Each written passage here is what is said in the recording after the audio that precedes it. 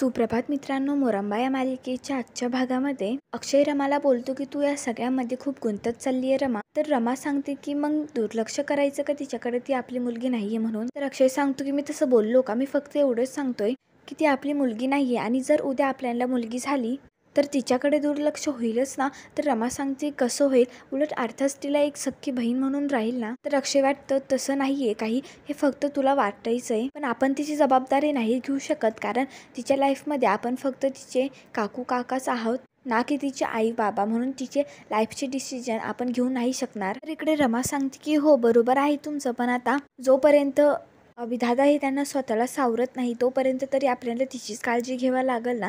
तर अक्षय सांगतो पण नंतर काय करणार आहे, जरी तो त्याने नीट डिसिजन घेतला, तो नीट वागायला लागला आणि त्याचं असं विचार आलं की तिला कुठेतरी बोर्डिंग स्कूलला टाकायचं, मग काय करायचं, म्हणजे तिला देखील दुसरं कोणीतरी सांभाळेल ना. तर इकडे रमा सांगते की मला त्याचं काही घेणं देणं नाही आहे, कारण आत्ता अर्थाला जास्त आईची गरज आहे, म्हणून मला आत्ता बाकी काहीच विचार येत नाही. ते बोलून तिथून रमा ही निघून जाते. तर इकडे मंगल ही कावेरीला सांगते की मला तर वाटलं होतं ज्या वस्तू आपण नेल्या होत्या त्या सगळ्या आता आपल्याला मागच आणावं लागतं, पण बरं झालं ती म्हातारी आपल्याला काही बोलली नाही, नाहीतर कायम आपल्याला शिकवत असते ती. तर इकडे कावेरी सांगते की असं काही बोलतीये, ती आपल्या रमाची आजी सासू आहे. अगं तो कोणाकोणाचा स्वभाव असतो म्हणून आपल्याला देखील थोडं सावरून घ्यावं लागतं, पण तू बघितलं ना आपले जावई बापू आणि ते आनंद भाऊची आणि ती जान्हवी किती मदत केली त्यांनी आपल्याला, पण जावई बापूंनी किती कमाल केली ना.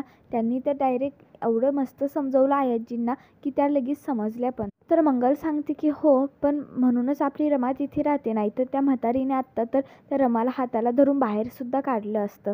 तर कावेरी सांगते की अशी अभद्र का बोलत असते ग तू, उलट मीच देवाकडे प्रार्थना करते की त्या दोघांचा असाच संसार चांगला चालू देत. तर कावेरी सांगते की एकदाची ती रेवा गेली, बरं झालं, आता दुसरं कोणीच नाही येणार. तर इकडे मंगलही सांगते की जरी दुसरं कोणी आलं ना तर मी आहे ना, मी बघेल त्याला, नाही त्याला गचटेला हाताला पकडून घराबाहेर काढले तर नावाची मंगल नाही. तर इकडे रात्री ही अर्था उठलेली असते. तर इकडे उठलेली बघून रमा ही अक्षयला सांगते की मला वाटते आता हिचा दिवस सुरू झालाय, तर तुम्ही बाहेर जाऊ. तर अक्षय बोलतो की हो समजलं मला, तुम्ही दोघे झोपा, मी झोपतो बाहेर. ते बोलून तिथून अक्षय हा निघून जातो. ते 1:30 वाजलेला असतो तरी देखील रमा आणि अर्था झोपलेली नसतात. तर त्यांचा आवाज बघून इकडे अक्षय उठतो. तर तो आतमध्ये गेल्यानंतर इकडे रमा ही झोपलेली असते. तर इकडे दुसऱ्या दिवशी सकाळी शशिकांत हा जोरात ओरडत बोलतो की अरे काय ब्रेकफास्ट कुठे आहे, आता ती रमा बाळाला सांभाळते, म्हणजे आता घरच्यांनी उपाशी राहायचं का. तर इकडे सीमा ही अक्षयला विचारते की अरे कुठे ती, काय करते, एवढा काही लेट, ती आज उठली नाही का. तर अक्षय सांगतो की अरे ती उठली नाही आहे, म्हणजे ती झोपली आहे, मी जेव्हा 6 वाजता उठलो तेव्हाच ती झोपली आहे. तर सीमा सांगते की ती ताळामर चालली आहे ना त्या अर्थासोबत तिची. तर इकडे ते ऐकून आयजी सांगतात की मग तिला कोणी सांगितलं होतं अर्थाचा सांभाळ करायला, तस तिला ती जास्त सवय लागली आहे नको त्या गोष्टीमध्ये पुढं करण्याची. तर इकडे रमाकांत सांगतो की असं नाही आई, कारण ज्याला गरज आहे ना त्या बाळाची त्यानेच जबाबदारी घ्यावी, कोणीतरी त्या अभिला पण समजायला हवं ना. तर ते ऐकून इकडे रमाकांत सांगतो की आई तू म्हणजे आता त्या अभिला आया बनवणार का. ते ऐकून इकडे सीमा ही त्याच्याकडेच बघत असते. तर इकडे अक्षय सांगू तुम्हाला असं काय वाटतंय, कारण आता पुरुषांनी पण जबाबदारी घ्यायला हवी ना, ते इक्वल पार्ट्स असतात. तर इकडे ते ऐकून हात जोडून इकडे शशिकांत त्याला सांगतो की बास कर तुझं रामायण, कारण आधीच भूक लागली आहे, भो नको तुझा मला एवढा तमाशा दाखवू. तर इकडे आयजी सांगते की हो पण आता आर्थासाठी आपण बेबी सिटर लावली होती ना. तर अक्षय सांगतो की मग आता तूच बघितलं ना तिने कशी धंदे केले, सांगायची काही गरजच नाही आहे. तर रमाकांत सांगतो की पण आपण एकदा अभिसोबत बोलून बघूयात, म्हणजे चांगलं खडसावूयात त्याला, म्हणजे तो ऐकला तर बरं होईल. तर इकडे ते ऐकून शशिकांत सांगतो की म्हणजे आता तू त्याला समजावणार का. तर ते ऐकून इकडे रमाकांत सांगतो की हो तो माझा मुलगा आहे, मी त्याला खडसावू पण शकतो. तर इकडे शशिकांत सांगतो की अरे आधी खायचं बघ, इथे आता जेवणच नाही भेटत आहे, तर इथे नाश्ता कधी भेटेल. मला तर वाटते आता उद्यापासून आपण बाहेरून जेवण आणलेलंच बरं होईल. तर अक्षय सांगतो की जर तुम्हाला एवढाच त्रास होत असेल ना तर स्वतः जायचं किचनमध्ये आणि बनवून आणायचं. तर त्या ऐकून इकडे आईजी सांगते की बस झालं दोघांचं पण, मला डायनिंग टेबलवर कुठलाही वाद नको आहे. इकडे आयजी ही रमाला आवाज देत असते. तर इकडे सीमा सांगते की 1 मिनिट आयजी, मी बघून येते काय चाललंय. तर इकडे सीमा जाणार तेवढ्यात अक्षय सांगतो की मी सांगितलं नाही एकदा की ती आत्ता झोपले, बिचारीची खूप दगदग होती आणि एकटी तरी काय काय सोसेल ती. तर इकडे आयाजी बोलतात की काय काय सोसेल, म्हणजे जेव्हा मी बिझनेस करत होते तेव्हा देखील मी तुम्हाला सांभाळलंच ना. तर इकडे शशिकांत सांगतो की अरे काय नको सांगू, कारण ही सगळी नाटकं आहे. आता तूच बघ ना, जेव्हा तू बिझनेस करत होती तेव्हा तू सांभाळत होती, मग ही तर घरीच आहे ना, मग काय फक्त झोपाच काढत असेल ही. तर इकडे रमाकांत सांगतो की असं काही नाही आहे, कारण ना ज्याची त्याची पद्धत वेगळी असते, ज्याला कोणाला काही नाही सांभाळता येत, म्हणजे जसं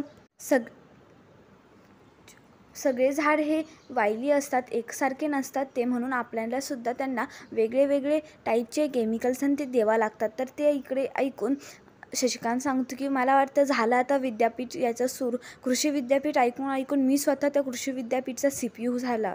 तर इकडे आयाजी ही रमाला बघायला जाते, तर ती उठवल्यानंतर इकडे रमा ही डचकावून उठते.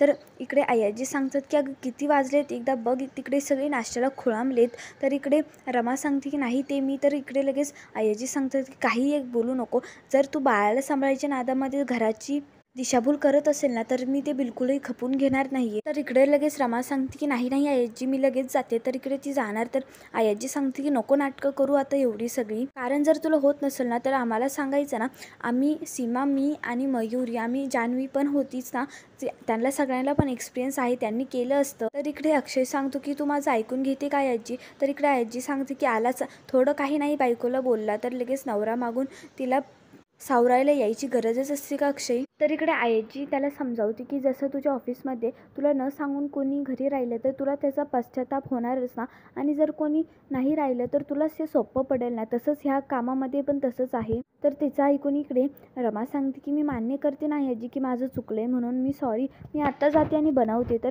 आयाजी सांगतात की एवढं 2 मिनिटात कोणाचं काही होत नसतं, जाऊ दे तू तुझ्या आरामात ठीक कर, मी आता इकडे बाहेरूनच मागवणार आहे. तर तेवढ्यात तिथे शशिकांत येतो आणि तो बोलतो की तुला समजत नाही का आई, ती दिसतंयच ना आता की हिला ती जबाबदारी पेलत नाही तरी तिने घेतली ती.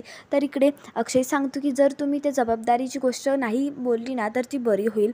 तर इकडे लगेच शशिकांत त्याला समजावतो की तू ना तुझा बाप आहे म्हणून तू नीट बोला. तर इकडे अक्षय सांगतो की माहिती आहे ना बाप आहे म्हणून तरी रिस्पेक्टनी बोलतोय. तर इकडे शशिकांत बोलतो काही गरज पण नाही आहे त्याची, कारण तुझ्या त्या बायकोला शिकवले ना, तर कारण ती इथे सगळे नाश्त्यासाठी खोळंबलेत, कोणामुळे, तुझ्या बायकोसाठीच ना. तर इकडे तिथून आयाजी आणि शशिकांत निघून गेल्यानंतर इकडे रमा सांगते की माझा असा उद्देश नव्हताच काही. तर इकडे अक्षय सांगतो की मला माहिती आहे तुझं, कारण मी स्वतः बघितले, तू 6 वाजता झोपली म्हणून तुला झोपेची गरज आहे, तू झोप जा.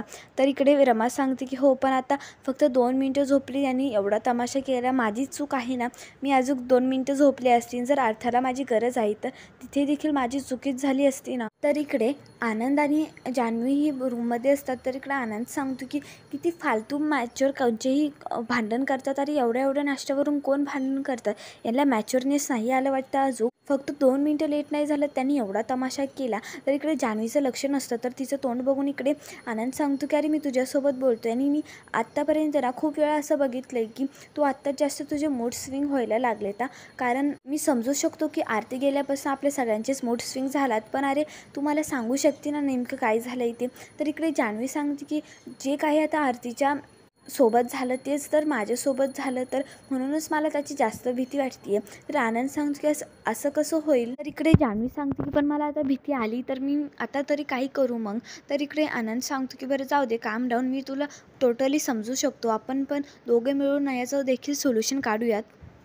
तर इकडे आनंद तिला समजावतो की वेळ ही कोणालाच काही सांगून येत नसते, ती कधी येऊ शकते. तर ते ऐकून इकडे जान्हवी सांगते की म्हणजे वेळ कधी येऊ शकते आणि ती मला कधी घेऊन जाऊ शकते, म्हणजे तू विचारच नाही केला ना की मला वाचवायचा. तर ते बोलून तिथून जान्हवी निघून जाते. तर इकडे डोक्याला हात लावून आनंद सांगतो की आता हिला कसं समजायचं, कसं बोलायचं आता हिच्यासोबत. तर इकडे रात्रीची 3 वाजलेली असतात. तर इकडे अर्था उठते, तर तिच्या आवाजाने बाहेरून अक्षय हा उठतो. तर त्याला विचार येतो की शशिकांत हा बोलला होता की त्याला ही जबाबदारी पेलणार नाही म्हणून.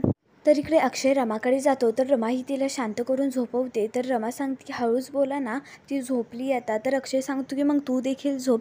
तर रमा सांगते की नको, ती खूप शहाणी आहे, मी जेव्हा झोपायला जाते ना तेव्हा ती मला लगेच रडायला लागते, मग मी म्हणून तिला आधी झोपवते आणि त्यांच्यानंतर मी झोपते. तर इकडे अक्षय सांगतो की हो, पण तू आता झोपून घे, मी आईला सांगतो तिला झोपू लावायला.